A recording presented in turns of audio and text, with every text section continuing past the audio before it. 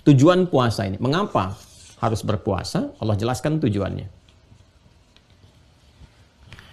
Pertama, disampaikan oleh Al-Quran bahwa tujuan puasa itu pertama untuk mengonfirmasi keberadaan iman di dalam jiwa. Ya.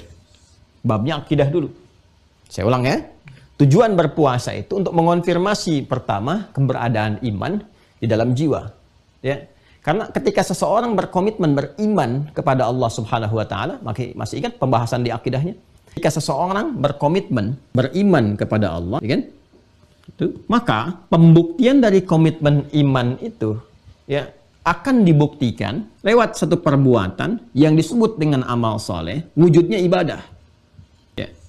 Seperti saya sampaikan, semua yang berada di dalam jiwa, dalam hati, dalam kolbu itu, rasa dan sebagainya, itu butuh pembuktian untuk diketahui kebenaran adanya rasa itu.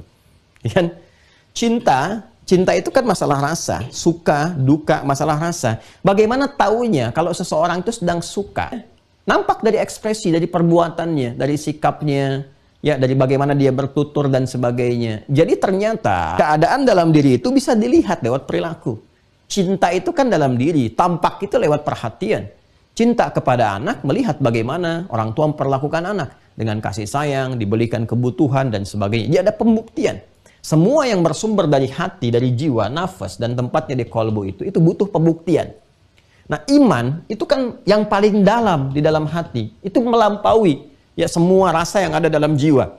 Iman itu melampaui cinta, melampaui suka, melampaui segalanya. Karena dia berada di bagian paling dalam, di inti takwa. Di dalam inti ini.